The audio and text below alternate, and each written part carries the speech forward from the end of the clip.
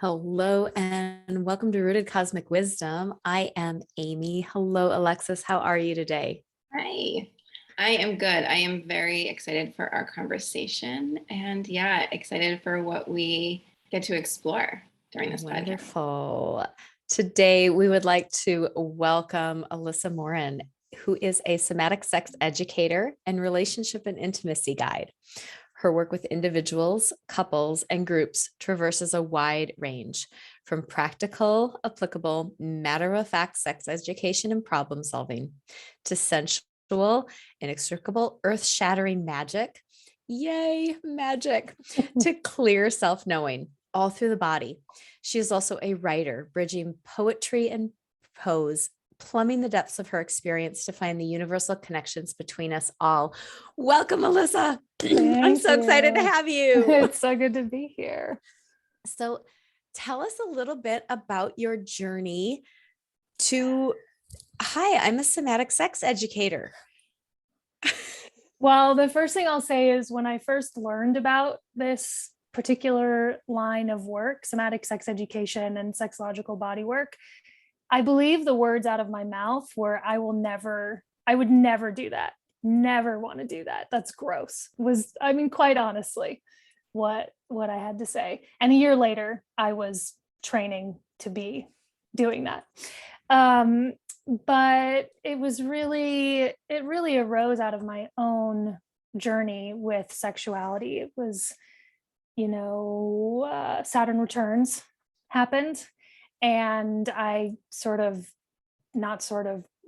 went through the blender and emerged, or in the process of that, started getting really curious about intimacy, relationships, sexuality, because I hadn't been given anything helpful around that as a kid. I got, don't have sex until you're married. And that was kind of it. My parents had and continue to have a beautiful relationship. And there was a lot of romance, Eros, which is horrifying to me as a 15-year-old. But as an adult now, I feel so grateful to them for just being not obnoxiously open, but I knew that they were having sex. And I'm so grateful now. But I just lost my train of thought in there. So yeah, late 20s, early 30s, realized I didn't know anything and just blew the lid off of what I'd been doing, which was basically nothing. I dated a handful of people, had been really reserved and careful and quiet. And I was just like, I'm going to study Zen. I'm going to do this crazy orgasmic meditation practice. Let me take some psychedelics and do some ayahuasca. Let me just anything anyone could throw at me, I was up for trying. And then it slowly led into what I'm doing now. Excellent. That's a big shift from gross to yes. Yeah. Yep. And I get the Saturn return. That is our stepping into our adultness. For those that maybe don't understand a Saturn return, everybody has one. We all get one. Hopefully we all get 3. And that first one is a big one. Was there a specific event that moved it from gross to yes?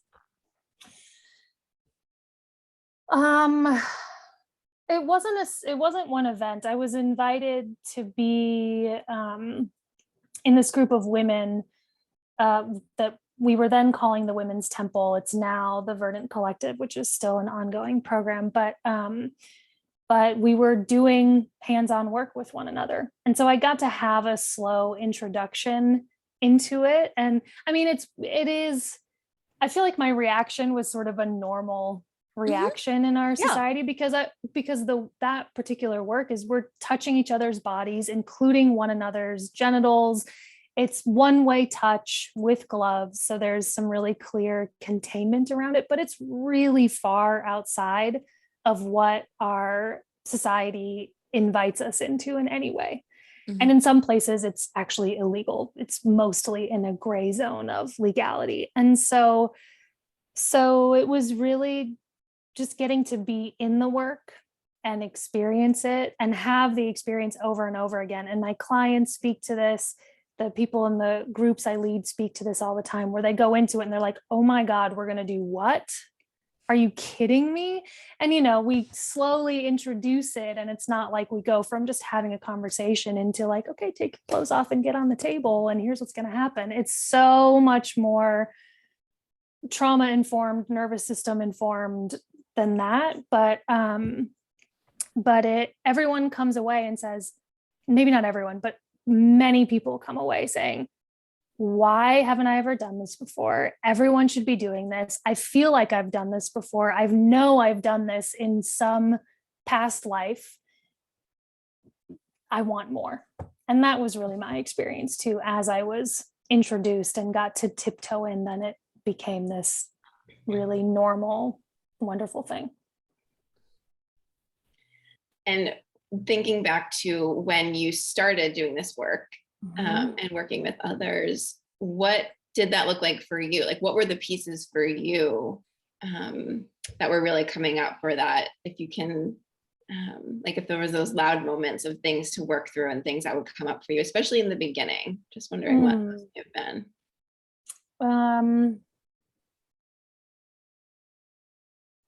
It wasn't that long ago, and it feels like it was forever ago. So it's my brain is like, where was that? I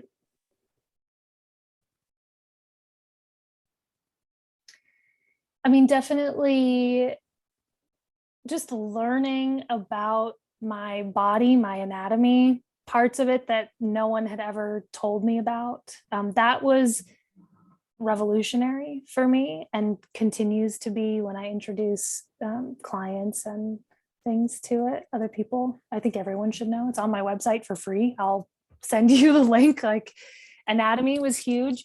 But the part that was probably more like work in the kind of like, it took some effort to really work with it was I don't even know how to put words to it. Expanding my capacity to be with intensity and with big energy in myself, in a room with, we would be doing practices.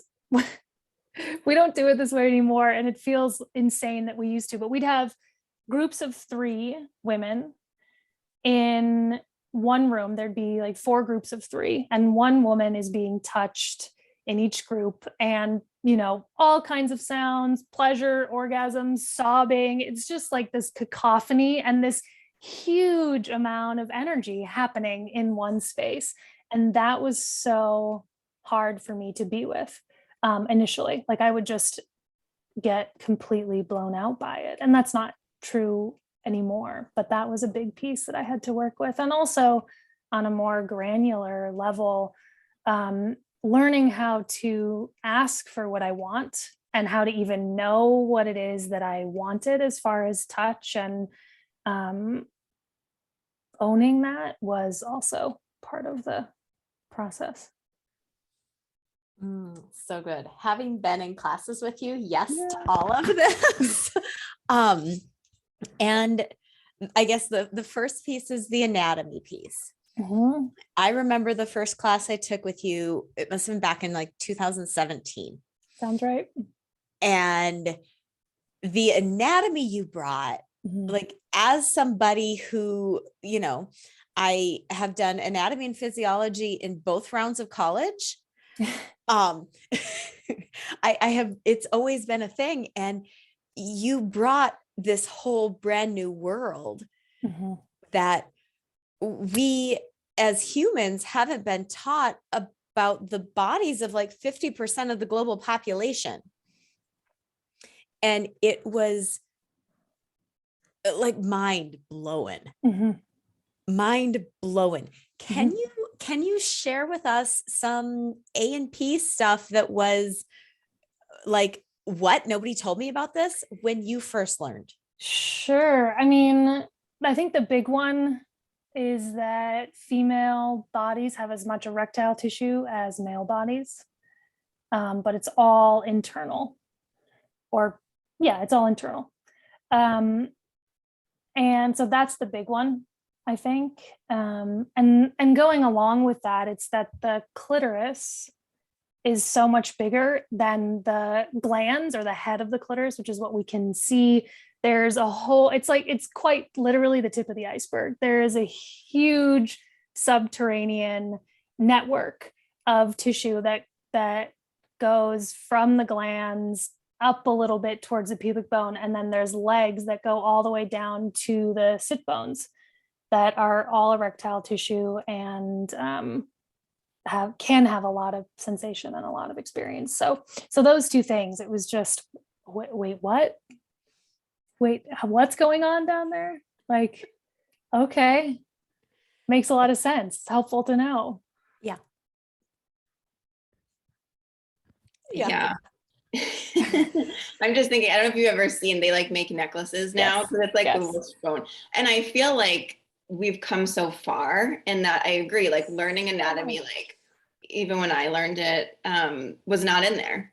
But it's like there's, and I don't think it's in like traditional, the way you learn traditional anatomy, but I think there is more coming out even in the last just few years. I've seen seen pictures and like seen, so it's like you can put it in your mind of like, oh, but why has that not been a part of the normal conversation like for all this time? So yeah, I was just taking that in. The other piece I guess that's coming is, so what does it look like to work with you now? Like what are the kind of ways that it looks now? Yeah, so one-on-one, there's such a big range of what it looks like. I often joke that I'm not a therapist, but I play one on TV. I'm not a therapist. I have a lot of training that therapists have, and I've done trauma trainings and things like that because I get into that terrain with people so quickly, because who doesn't have some kind of sexual trauma, whether it's collective, inherited, or very personal and in your timeline. I would argue pretty much all of us have some amount of sexual trauma. Just living in this society, we have that. And so I work sort of like a therapist sometimes, where I'm just sitting and talking with clients. But what's different is that I'm always looking for opportunities to do something more experiential so that we can learn about what's happening on a deeper level. Because our minds, if we're just talking about something, our minds can think that they know what's true. And we can concoct all kinds of stories and have all kinds of assumptions. And it's necessary for us to have that. It's really helpful. But if we can slow down and actually check in with what's happening in your body when you hear me say a certain word, or what memories come to mind, or what happens when you move your body in this particular way, or, what do you notice when I'm cupping your vulva and that contact is happening in a different way. So the what's experiential, there's a big range on that. And so it's hard to give like, here's what it looks like, because it so depends on the day and on the client and on what we're getting up to. And then it's with groups, it's a little bit more structured, because there's 12 people in the room and we can't go on 12 completely separate journeys. But really what we're doing there is coming together to share about what's living in us, what our experiences are, and then going and having experiential practices with one another, which can look like hands-on work, can look like witnessed self-pleasure, can look like communal self-pleasure. I have this one of me that's like, oh my God, am I talking about this? I do these things. Like you do these things. Still, so there's part of me that it's still so weird to, and it's been about 10 years and I'm still just like, whoa. But we do those practices, And then we come back together and talk about what happened for each of us. And what those practices look like varies vastly from one woman in those programs to the next. There's no formula. It's very much like, here's a broad brush stroke, here's some broad scaffolding of what self-pleasure can be. And now you go and do what feels right to you and your nervous system. So that's amazing. That's a little bit, yeah. No, I love this because it is so it's really edge dwelling in our puritanical rooted society that this is what's going on. And I also want to touch into and talk to the energy of what it is to be the person in the group that's like, oh, this is a lot of energy. What do I do with all of this? Because our nervous systems often want to take us out of that. And so what would you like, how would you, having gone through it yourself, what would you say to the people that are like, well, I just can't be in a group like that, and so therefore I don't belong? Because that is one thing I have found with the thread of all of your work is this really deep sense of really anchored belonging. Yeah, it all really comes back to that for me and with the women that I collaborate with. It's all about belonging to ourselves, to our own bodies, to the humans in our lives, and then also to the more than human world. I mean, in the programs that I lead, we very much have this orientation that you get to take care of yourself. And so if there's big energy happening in the room and you're outside of your learning zone in your nervous system, where you're starting to be in fight, flight, freeze, shutdown of some kind, you can leave. And you're not leaving the group.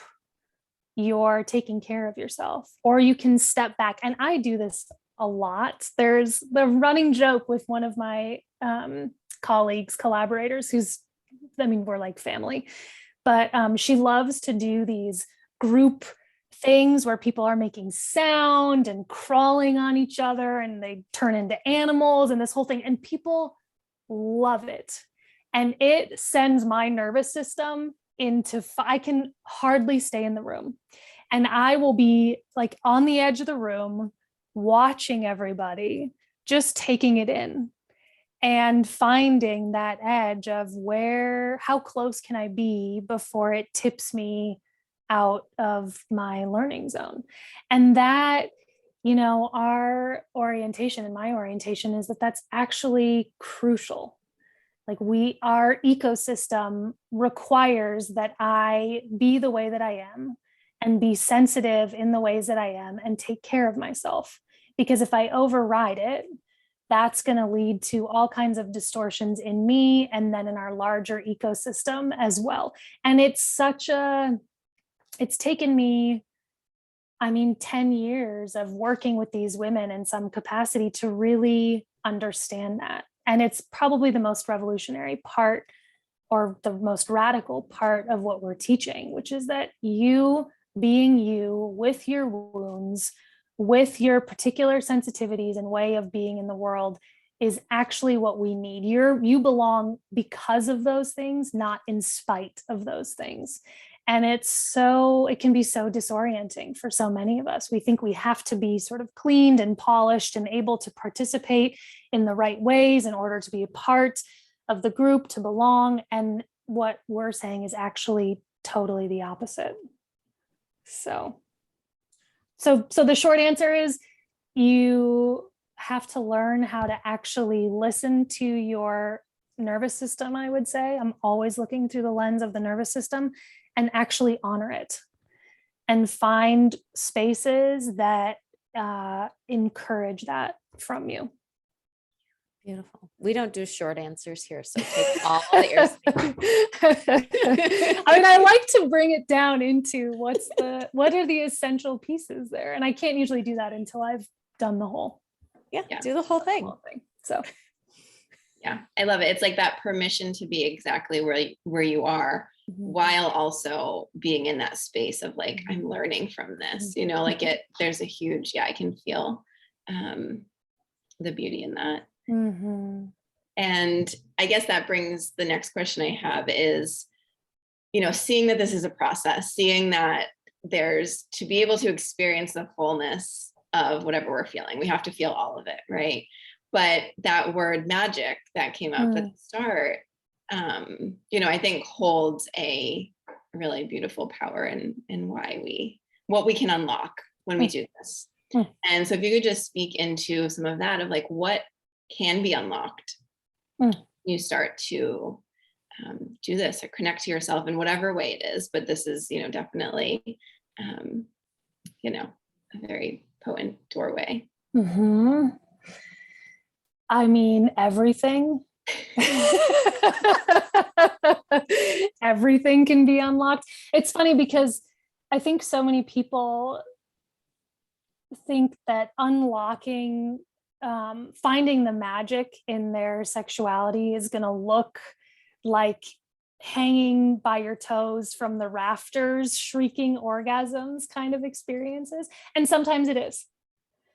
But so often, I mean, my personal experience and what I see in the groups and with clients and colleagues is that what actually happens is that the range gets much bigger, where you start to find pleasure and like deep, nourishing, satisfying pleasure in these really small, slow moments. And so there's more available all the time, which is phenomenal. I mean, pleasure is available 24/7, I feel like. I said 10 thoughts collide there. And so that happens, which just makes us more available to different kinds of sensation and pleasure that we maybe wouldn't have even known existed or would have considered before. And so there's more opportunity for nourishment and satisfaction. And sometimes that looks like hair standing on end, hanging from the rafters. And sometimes it's so slow and quiet that no one would even know from the outside that something was going on, but something incredibly magnificent is going on just as you sip your tea. And so that's one answer. I think another thing is we become less hospitable. We become less hospitable to outside expectations and stories about us. And we start to really be living from the inside out, which can be so beautiful and so painful all at the same time, because it sometimes requires that we leave relationships, jobs, communities that we thought were really serving us. But when we start to connect more with ourselves and really listen, we find that that's not true. Doesn't always happen, of course. Sometimes we find, oh, I'm so gloriously exactly where I'm supposed to be. And how wonderful is that? But that's a piece that happens as well. And I think the last thing I'll say, we'll see what happens after I say it, is there's this connection to the, I can't remember whose language this is, doesn't matter, but to the more than human world, which is everything. I mean, it's the plants, the animals, the earth, the spirits, the ancestors, the cosmos. We start to find more of our belonging there as we open up this part of ourselves. There's other ways to do that as well, but there's something about connecting in and unlocking and unlayering our Eros, which is not just sexual energy. It's so much bigger than that, but connecting in there that can really seat us in our belonging with the much larger capital T, capital W, the world. Love it. Yeah. I also was really, you just have some phrases that you've said over the years that just get lodged in my system. Oh, goodness. They're all good things. I'm so glad it's good things. It's all good things. I have nothing but really great associations with you as a teacher and as a human being. This idea of we become less hospitable to that which doesn't serve us. I love that turn of phrase that we become more of ourselves. The less hospitable we become to that which doesn't serve us, the more we actually belong to ourselves rather than other things. So it's just another Alyssa phrase that has hooked into me now. I have to give my colleague Christiane Pelmas credit for that one, because that is straight from her mouth. So I'm happy to be passing it along. Okay, and it's good. I will Christiane. I will take the hook. Yeah. So you spoke into moving into this wider space of sensation and nourishment and living is what it is for me. Like the wider our spaces, what kind of practices or guidance would you offer up as a way to push those edges into that wider space, to allow our listeners, invite our listeners to take up this space of sensation and pleasure and growth and living?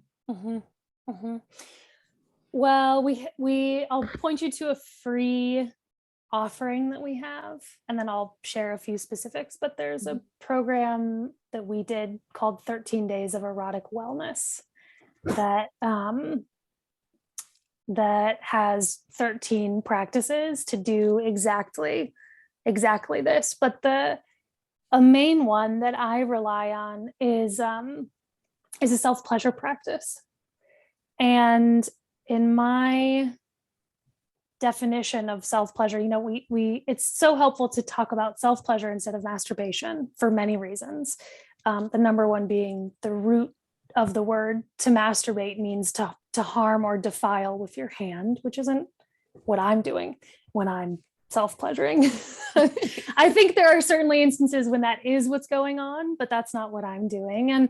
And so changing language to self-pleasure can be really helpful there, but also broadening out what self-pleasure looks like is so important, because for most of us, it's really habituated, almost like brushing our teeth. We touch ourselves in the same way every time. We find our way to pleasure and orgasm the same way every time.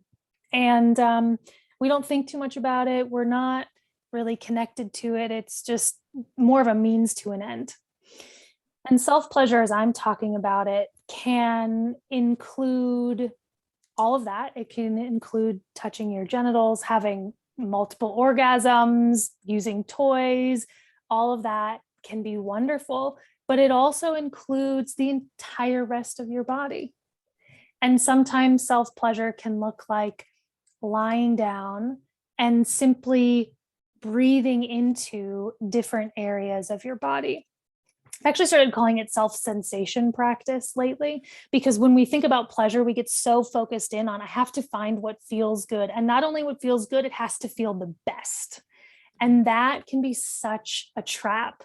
And so broadening it out to simply be noticing, what is the sensation of my fingers on my hand?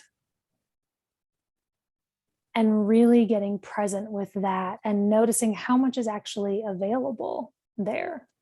That can start to just elbow us a little bit more room to be with ourselves in different ways. Yeah, I'll pause there. Oh, you can keep going. Well,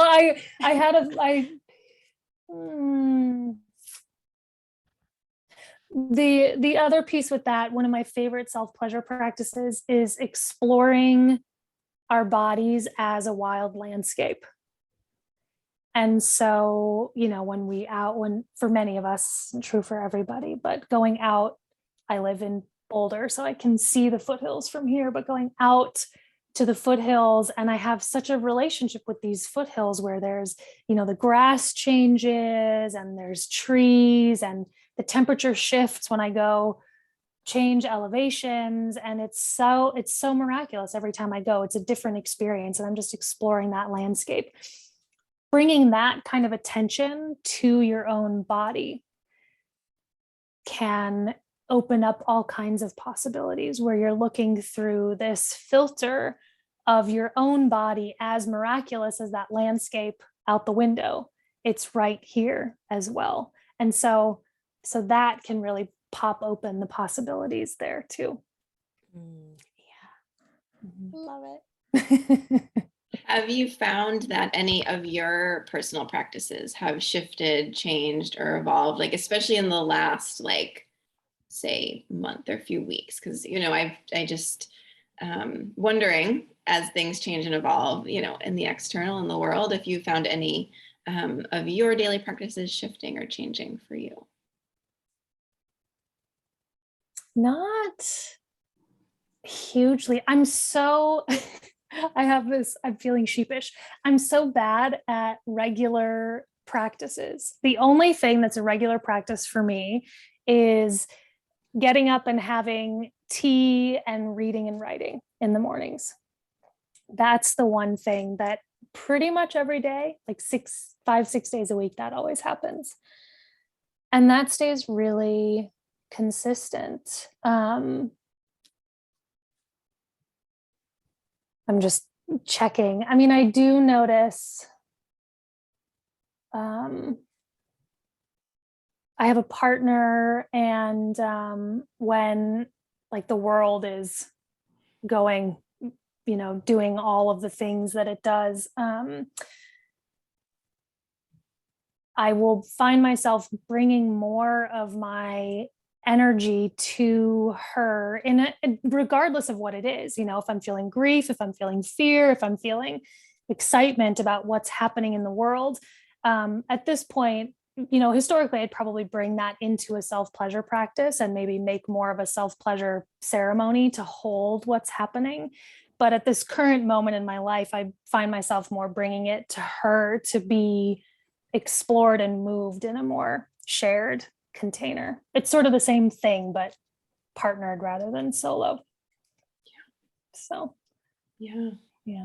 Well, that's a beautiful, I think, I can feel for myself, like the call for us to be more connected. And I think that is, kind of reflecting that from what you've said too, of, that we need our space, we need our own space. And I've just been feeling for myself as well, the call to connect and to have that be part of it for sure. Yeah. And to really this is part of the not being hospitable piece for me, is that maintaining connection with my erotic energy, which happens through writing, through walking my dog, through lifting weights, through having sex with my partner, through making meals. There's so many ways that it happens, but that feels like such an essential part of being inhospitable, where I am weaving this thread constantly so that no matter what happens externally, I still have this connection with Eros that then fuels everything and makes me available to what needs to happen in any given moment, whether I'm sitting with a client or anticipating what's happening in the world. I think that's so spot on, that the more we are in our own Eros and the more we bring that into our relationships in, manners that are met, the stronger our thread is to be able to witness what's going on and to feel what's going on in a way that is best for our individual systems. I have a whole list of things. Great. Let's hear them. The first thing that I'll circle back to this one, but tell us more about self-pleasure ceremonies. Well, for me, I, through the guidance of a mentor, started really orienting to self-pleasure as prayer many years ago. And prayer is hard for me. My dad was a pastor. My probably strongest trauma is around prayer, which feels like such a funny thing to say out loud, but it's totally true. Tell me I have to pray and I will just like shoot out of the room, basically. Oh yeah, I'm gone. Yeah. Bye-bye. Yeah, like see you later. Piss off. Peace out, bitches. So orienting to self-pleasure as prayer, because I'm connecting in with Eros, which is life force energy, which is what animates everything in the universe, in my cosmology. It's that in and of itself is a version of prayer for me, or a form of prayer for me. So there's that sort of loose, I'm holding that loosely every time I go into that. And even when I'm making love with my partner, it feels the same way.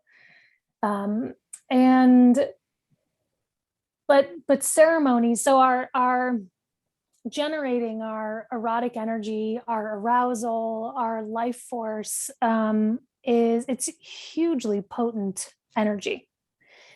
And so you can use it for whatever you want to use it for. Most of the time we're not aware of that because we have so much shame and shutdown around our sex and our pleasure in our bodies that never even becomes a part of the conversation.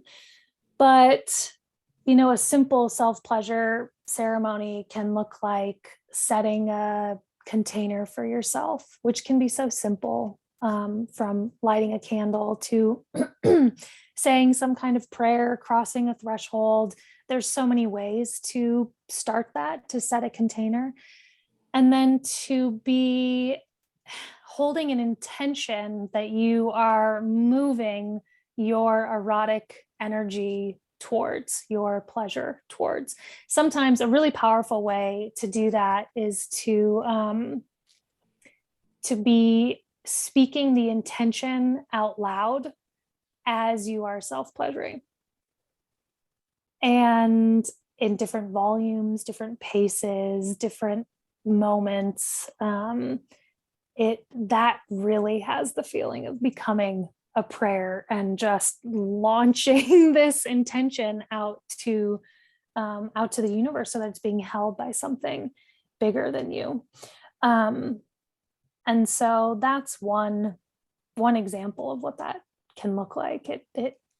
Sex magic, that's basic sex magic. Self-pleasure ceremony, sex magic, it's all really just generating that energy and directing it somewhere. Yeah.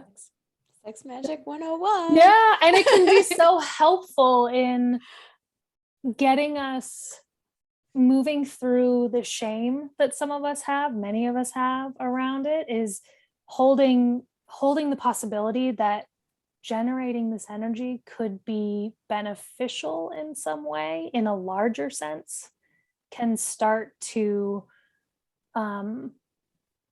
unwind the shame simply by giving us a different framework to orient to that's so much more Yeah, and just the power in that, like when we can really feel that and move towards that. Mm-hmm. There's huge power in that. And I think when you said the speaking it out loud, that's like this other layer. Like I find, when you say things in your mind versus when you speak them out loud, there's a different power that holds. So that, thank you for sharing that. Super powerful. Absolutely. Yeah.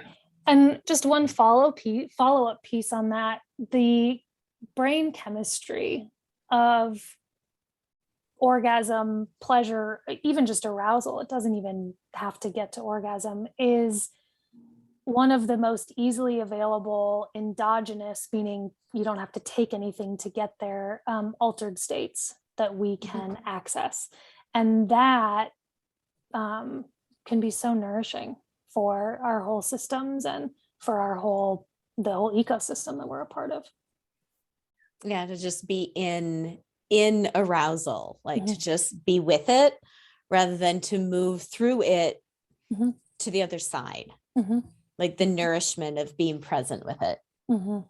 Love it. And the other ways of thinking that are available there, because our executive functioning, our front brain, is less active, and other parts of our brain are getting more blood flow and lighting up more. And so we can actually be, I mean, for me, it's a way of, I've had visions when I'm in that state of arousal or orgasm, and that happens for more people than, like, I talk to more people who are like, I had this orgasm and this whole thing happened afterwards, and happens more often than you'd think.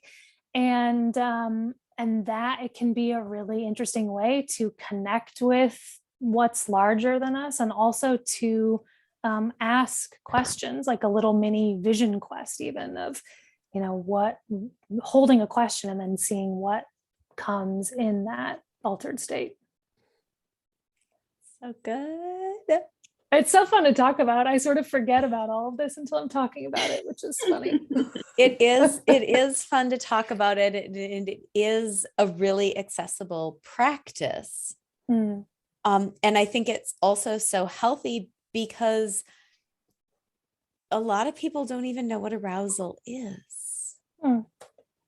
Like, just from a standpoint of, there's such a move, we're energetically such a move through it society, that we've forgotten that arousal can be a sustainable place to hang out. Like, you can just hang out in it, roll around in it, and be there. I love that you're bringing that in.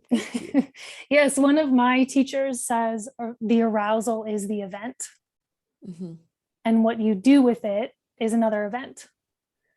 But just holding the arousal as its own thing can be really radical and fun. And fun. That too. Yeah, I find like it's almost like every time is different, and there's like an unlocking when you allow yourself to, like you said, you kind of connect into this greater mind, greater something. And it's like something gets unlocked that couldn't have possibly been except for in that moment, that energy. And it's just this like ever expanding, really like exciting quest, like, and you can be it in all the time. The other piece too is like, I found when you unlock it, it's almost like you can be outside just on a walk, and like you can kind of tap into that. Like that muscle memory kind of thing. Absolutely. Yeah. I mean, you build neural pathways to it, which then are available when you're on a walk, and then something happens, who knows what it is, a smell, a sensation, a memory, and those pathways are firing, and it's just right there. Thank God. It's so amazing what our bodies are capable of. It just blows my mind. So good. Which is going to lead me into this next piece. So I have an 11-year-old child. Okay. And I can't believe he's 11. I know, right? Oh. He's 11, and they did the puberty talk last year in 4th grade, which of course sent all variety of Midwestern parents into a tizzy, because I actually had one mom say to me, like, they're stealing our children's innocence. To which I'm like, let's get really curious as to how going into an owner's manual of this magnificent creation we get to be stewards of is stealing innocence. As a somatic sex educator, as somebody who I know was raised here in the Midwest, like, with what I know, what would you say or recommend or guide parents to and of course, inviting all parents to move from an age appropriate standpoint. How do we help clear and heal our collective wounds around body acceptance, pleasure acceptance, and healthy sexuality and healthy expressions of that? And that may be a really big question and a topic for a whole other podcast. We'll just, yeah, I mean, we can right here see what comes out of my mouth. I'm not a parent. And so I feel very underqualified in so many ways. And I work with adults. But so one thing I'll say is that doing your own work around sexuality as a parent is hugely important, because so much of what we learn gets communicated on a nervous system level. It's communicated through example. Like I spoke to earlier, my parents, they said, don't have sex until you're married, but then they were so hot for each other. And I should be careful how I say that, because it was not inappropriate. It was not like, oh my God, but it was just, they were so sweet with one another. And that had a bigger impact in some ways than them saying, don't have sex until you're married, because they were modeling something really important. And so getting cleared up in yourself around your own sexuality, that's job number one, I would say. And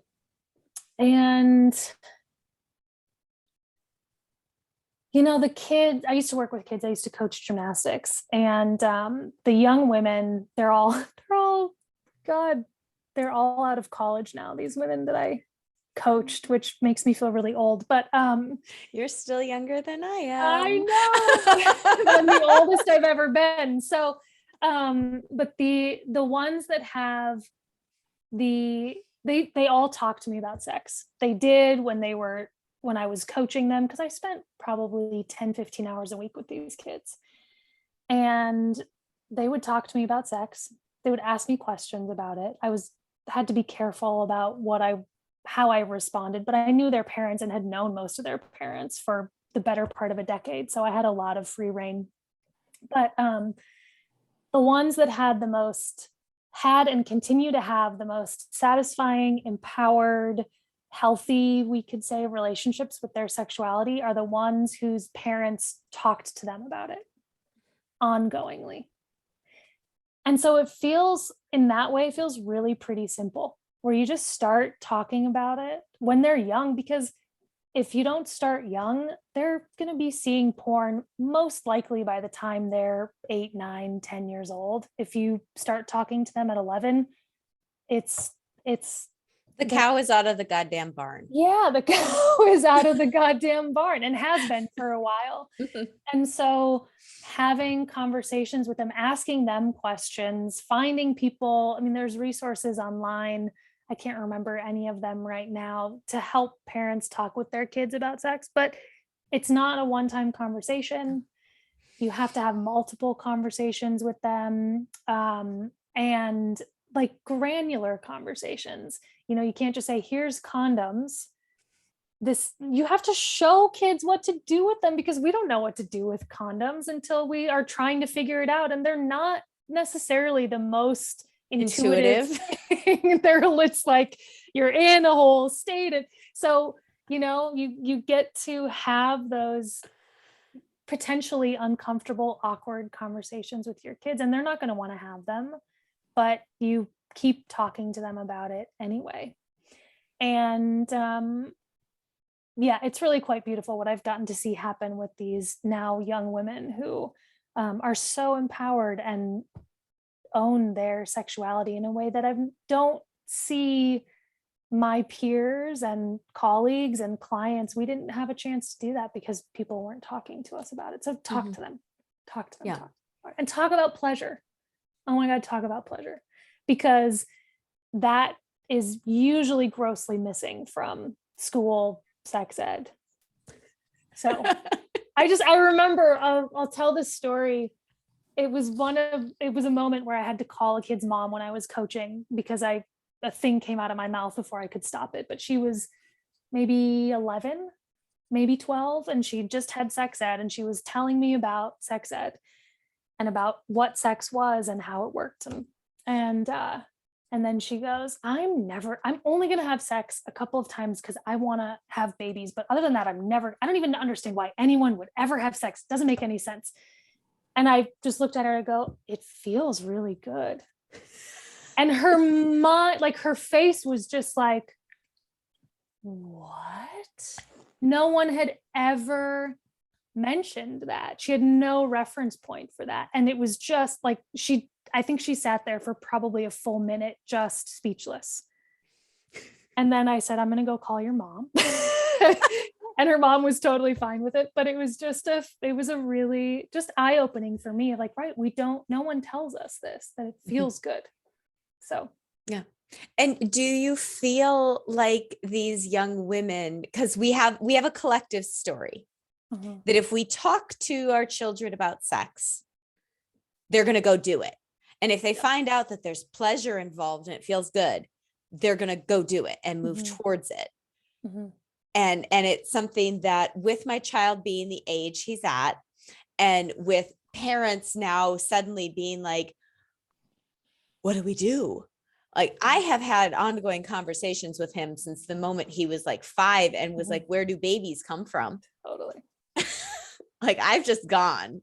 Like, here it is. We're not going to be shy about this, because I do believe you're so spot on with creating a lifelong container, that this is acceptable and welcome, and you can ask me questions.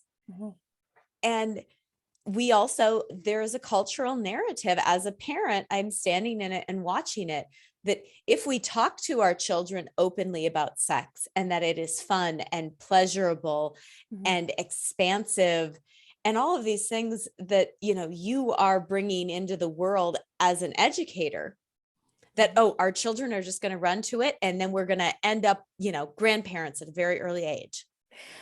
I mean, I think this is vague in my mind, but I'm pretty sure I read somewhere once that regardless of education and information, kids pretty much start having sex when they're like between 16 and 19 years old. So it's going to happen no matter what. So there's that piece. Pretty sure I've read, if you look at studies done in the Netherlands, where they have beautiful sex education that starts from, I think, kindergarten, it's layered into curriculum ongoingly. Kids wait longer to have sex, and they're resourced around it. So there's less rates of teen pregnancy rates are really low. STI rates are really low. And I'm pretty sure, I haven't seen statistics around this, but it would make sense to me that rates of violence around sex in teenagers is also really much lower than it is here. And so I think it's bullshit. That's what I think. And I'm pretty sure studies prove it. And God, I mean, the kids, there's 3 young women in particular who have come to me in moments when they could go to their parents, but their parents also have trusted me with them. And so they're resourced. And so when something's going on that's confusing, or when they've had an experience that they're like, that didn't feel good, was I violated in some way? Like, what happened in that? They have places where they can go to get help and support. And so then it doesn't spiral down into a whole shit show of something. They can work with it in the moment as it's happening. And so what I see with kids who have information and get to have conversations around sex is it's only been a positive outcome. So, and it's hard. I have a nephew. I have 2 nephews and a niece, and my oldest nephew just turned 12. And I'm like, it's interesting having conversations with him about this stuff. It's uncomfortable. And I do this all the time. So I can't even imagine what it's like for parents. So I have a lot of care and compassion at the same time. Like, this is fucking hard. I can say all kinds of things, but actually doing it is a whole other thing. So Well, and yeah, you're right. It's the how much work have we done as individuals? Yeah. And can we set up a lifelong container? Mhm. Because one and done is inadequate. No. Yeah. It's heartbreaking, actually. I mean, I sit Mhm. with so many people every day who have so much grief around how alone they felt in experiences around sex when they were young. There's just no one there. And they're now 45 years old and it's still eating away at them. And so have the awkward, uncomfortable conversations with your kids so that they're not 30 years later sitting with me having that conversation. That's like, please. Yeah. I'm laughing now, but it's really like there's so much heartbreak in it for Mhm. me and for everyone. So Yeah. And I can laugh about it too. mhm. And I have sat in groups and classes with you enough Mhm. to have worked through Mhm. and I have an awareness of my own stuff. Mhm. And a part of it was in preparation for recognizing I'm raising a human being who is going to at some point want to be sexual with himself and another human being. Mhm. And I want that to be a much more positive experience than it could be if I was bringing my mess into it. Yes. Yeah. And I think that piece of knowing that bringing yourself pleasure is okay first. Because I feel like when you're connected into that Mhm. and you're connected into what that is and the empowerment of that, yes, there will eventually be another person. But I feel like that's another piece that like was never talked about, for me at least. But like we discover that, we figure that out very young. And I feel like that's a piece too of like making that okay, Mhm. like having that conversation of like connecting to yourself first, right? I feel like is, it's going to happen when they're very young. So you might as well open the door for that. And then, yeah, like you said, I feel like when there comes that time when there is another person, like that's going to happen eventually. Like for every parent, like it's going to happen eventually. And like you said, I just feel like when there's more information, more resources, more acceptance around it, that will happen in a more easeful way, most likely. Yes. Yes. Yeah, most likely. And if it doesn't, then there's support for whatever does happen. Okay. Yeah. I'm pretty sure I read somewhere once that kids who self-pleasure wait longer to have sex.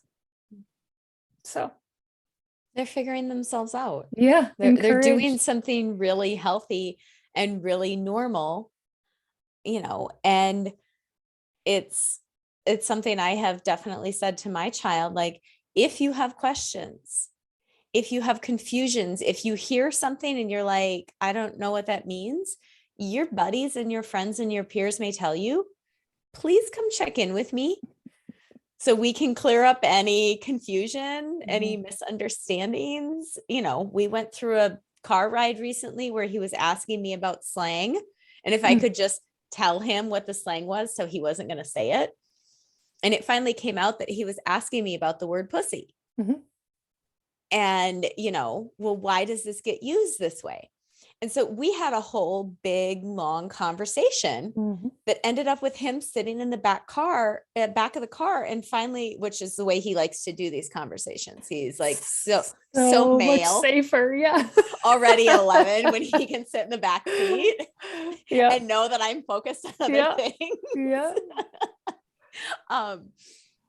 His conclusion, he reached this conclusion and he said, Mom, I think that males just misuse the word pussy as a sign of weakness because they're jealous and they want one. I love it.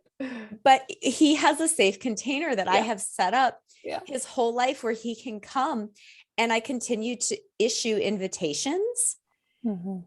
And he is in this discovery period that as a parent is both delightful to watch, and I know it pushes my edges, because I can feel myself be like, I'm not equipped to deal with this. These aren't conversations I planned on having. Mm-hmm. And that resourcing piece, Mm-hmm. like always offering our children resources and Mm-hmm. people they can touch in with Mm-hmm. that we trust, and, you know, go and ask questions. Like, please ask questions of adults Mm-hmm. and bring the answers back to me so I can run it Mm-hmm. through my filter. Mm-hmm. Is so important. Mm-hmm. So important. Mm-hmm. Alexis, do you have anything? No, I was curious what I was like, yeah, if I Amy got a list. go to the top, I'm curious too what is on the list. On my list. You also spoke about, Alyssa, your writing practice. Mm. And in your bio, you talked about being a poet. Tell us more. Yeah, so it's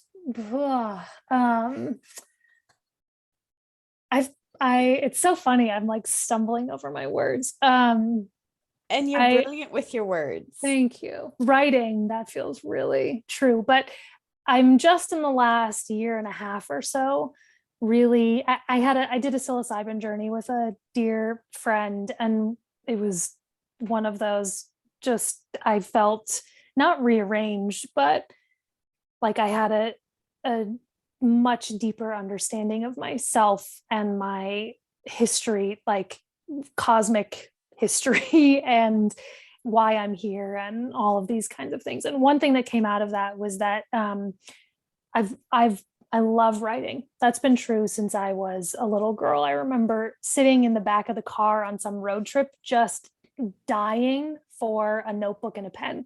I'm probably 5 in this memory, if that. And it's like, I just trying to convince my dad to stop at the gas station to get me paper and a pen. And so there's been this burning thing in me for as long as I can remember. And it's been so helpful. Like, I can write my website, I can write emails, I can do all kinds of things. And it's been this, how wonderful that my writing gets to be in support of all these other things that I do. And with that psilocybin journey, the message that came really clear was, no, that's backwards. You're a writer first and foremost, and everything else has to be in support of the writing. So I've had this reorganization happening in how I orient to my work and what I'm getting up to, that has me really focusing on writing in a way that I haven't in the past. And so what was your question? Tell us about writing. Just tell us more about your writing and your journey. What has it been like to follow this? Because it does take a tremendous amount of being in our own center to follow these things. Yeah, I mean, what's interesting is that for me, this, like so many things, like doing the work around somatic sex education and all of that, it doesn't feel like work. It feels like work to not be doing it. So if I'm avoiding it, if I'm disregarding it, then that starts to take more of a toll than if I just relax into it and allow it to be. And so I write a lot. I'm working on a project that is I'm like hesitate. I have to be so careful how I talk about it for myself, because if I start to be like, I'm writing a book and here's what it's about and all of these things, then my psychic immune system is like, no, that's not happening. It's too big and scary. You can't ever possibly do that. And so I'm working on a project that is, loosely defined, but it's very much comes from the same place as Eros, as self-pleasure, as making love. When I write, it's, making love with the pen and paper, or with whatever is moving through me. And so it feels very much like an expression of the same thing that we've been talking about this whole time. And it's so fun. I mean, I love putting words on a page. it's fun is so the wrong word. It's not like amusement park fun. It's like really deep, earth-shaking orgasm kind of fun. Something like that. So yeah, so I write things. It's sort of bridging poetry and prose and memoir, and who knows what else will come out. But that you can find on social media, because I'll publish things rarely, but on social media, and more to come with all of that. More Yeah. to come with all More of that, to come. we're very excited. Well, I'm very excited. Me too. It's so fun to see. Just giving myself a little bit of space. I hired a writing coach, creating a container for stuff to start moving out and getting reflection. It's the simplest thing, you know. It's why I see a therapist. It's why people come to see me, is just having a container for something to unfold, and just a little bit of reflection and guidance can go a long way. And so as I've brought that in, it's like whatever has been here that I've known is there here in me, that's just waiting, is now just coming out kind of like a fire hose. And I feel like I'm barely keeping up with it most days. So yeah. Like people who say, I don't know, like, I don't ever have anything to write about. What would I ever write? I'm like, what is that like? Because I can't keep up with the content that, like, there's no way I could ever possibly write everything that occurs to me. And it's heartbreaking that I couldn't. And it's such a, I don't know, wonderful problem to have simultaneously. And do you still use a notebook and pencil? Not a pencil. I use a very particular kind of pen. The Pilot Precise V5. It's the best pen ever. Highly recommend it. But primarily, yeah, I write. I mean, I'll start things on paper, but I write every day I have just piles of notebooks that are my source material. And then it sometimes makes its way onto the computer. Most of it is crap that will hopefully be burned before I die, so no one reads it. No, that's when the big bucks are going to start rolling in, because it's all your source material. It's mostly, yeah. I mean, it's stream of consciousness writing, which is sometimes really fun to read and other times really painful. So absolutely. I'm excited for your project. Yes. We'll see what comes of it. Do you have more questions, Amiee? That completes my list. Okay. That I currently have. That doesn't mean I'm not going to have more. That just completes my present list. Awesome. I love it. Well, is there anything else that you are feeling to share, or anything just in the moment that is kind of wants to get out?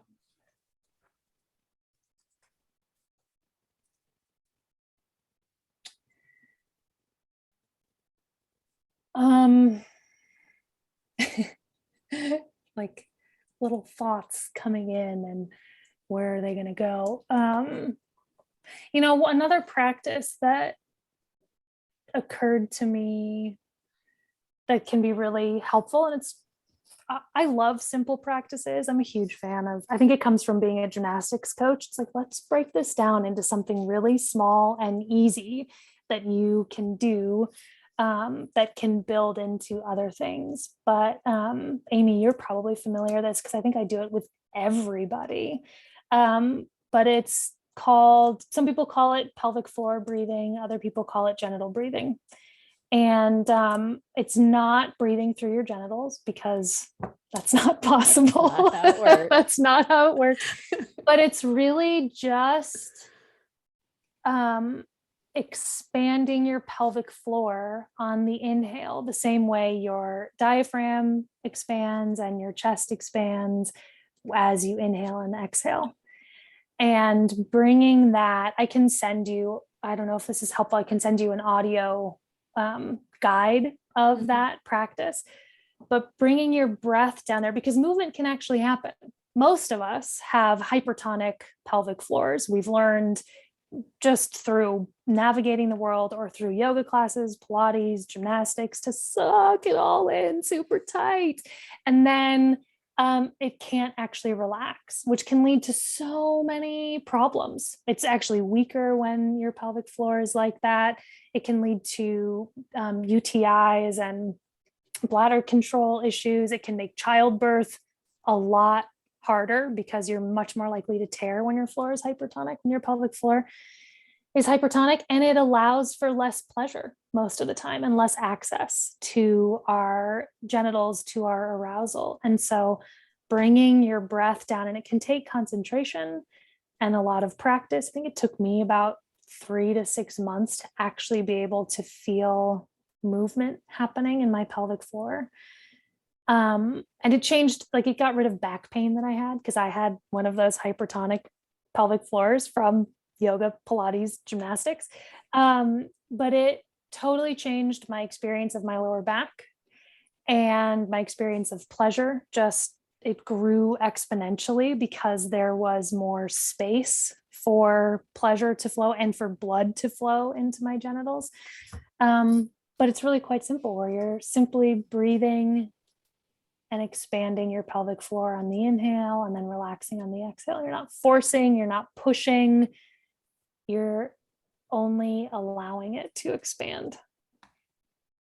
And it brings neural pathways, connections between your genitals and your brain. It brings blood flow. It can do so much. Most of us walk around completely unaware of our genitals. A.H. Almas, who's a spiritual teacher, he has several books out, but he talks about the genital hole, which is, most people, even top level athletes and embodiment practitioners, if you ask them to describe their bodies, they'll completely skip over their genitals.